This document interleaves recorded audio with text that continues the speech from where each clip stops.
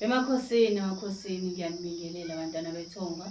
Onibingelelayo ugogo Ashube wakaMadlala eMgabawa. Ngithanda ukunibingelela emagumbini amanye omhlaba konke lapho enibukela nikhona. Namhlanje bengithanda kakhulu nje phezulu isikhathi eside singasabonani. Kodwa ngisanithanda. Angiyekile ukunithanda abantakwethu ngoba singasabonani. Ngisanithanda nje kakhulu. Ubude bendlela. Uphako uyabola endleleni. Bantakwethu namhlanje ngithanda ukunibingelela. Bese nginiphathela induku eyokugeza isidumbu noma eyokugeza amanxeba umuntu olimele. Ngithanda kakhulu sibheke la okugezeni isidumbu. Umuntu melimele ngengozi. Ake ngithi mhlawumbe umuntu ushayiswe imoto noma mhlawumbe umuntu ugwaziwe noma umuntu udutshuliwe.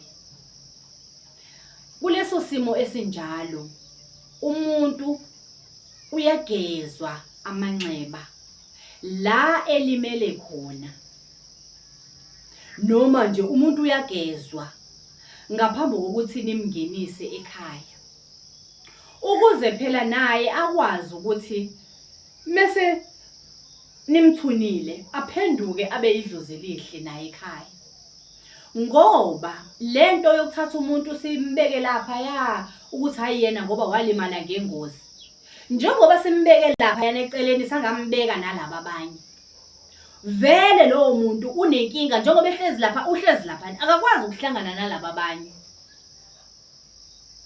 Angithi ngalela langa walimala wagcwala igazi emzimbeni. Usegcwele lelo gazi selize lomelele emzimbeni. Niyahlabalana nishisa impepho niyabamemeza abantu abadala.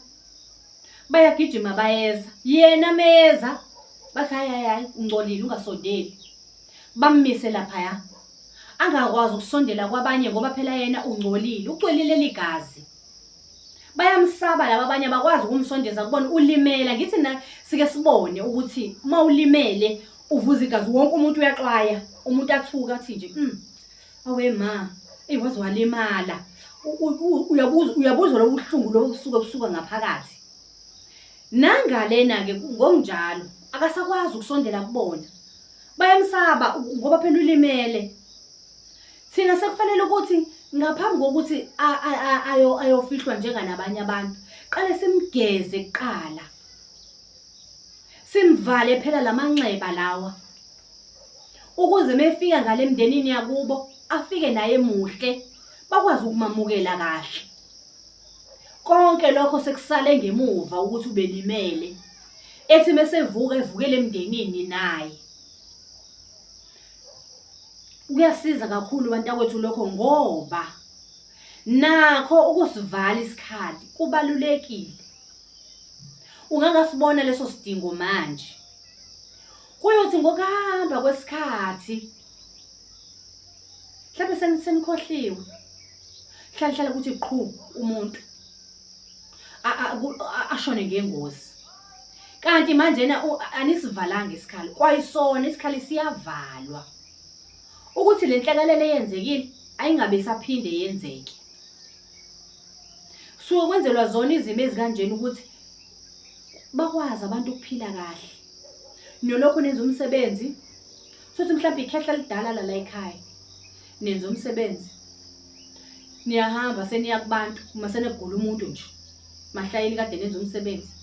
Agula umuntu hayibo. Kanjani besihlabazolo lokhu kwenzakalani? Niphume nihambe niyozwa.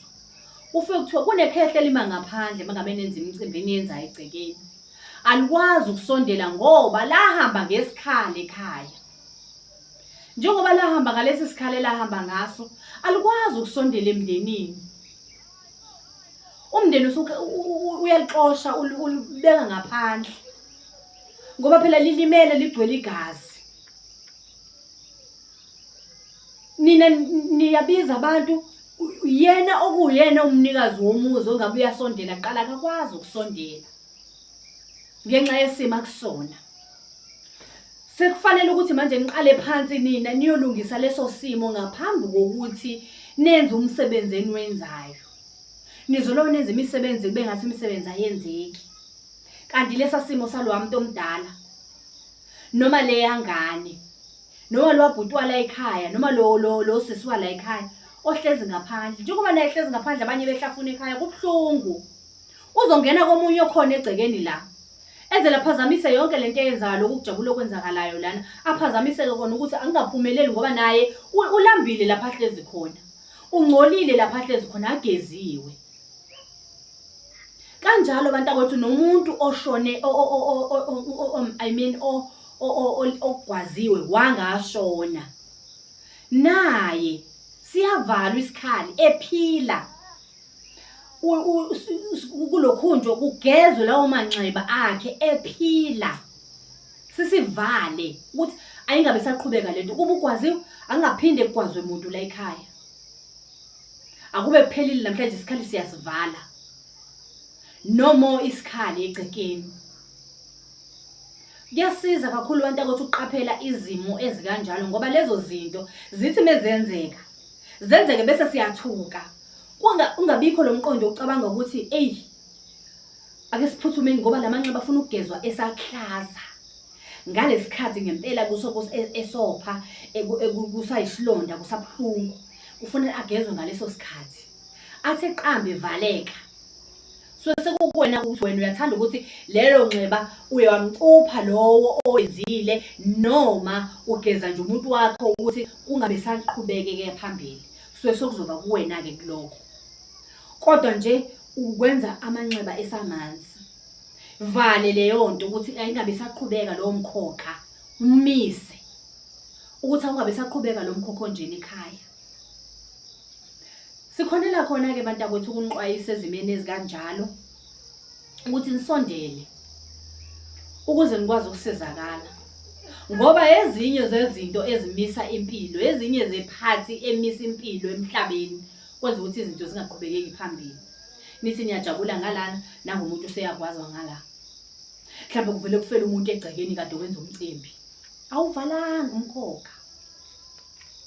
Zama uvale isitha ukuthi ayingaqhubeki leyo nto. So ngalokho ke bantakwethu xwayisa kakhulu nje. Ngiyacela ke nisazobukela endaweni zonke lapha enikhona. Ngikhona ku TikTok, ngikhona ku WhatsApp, nako Facebook.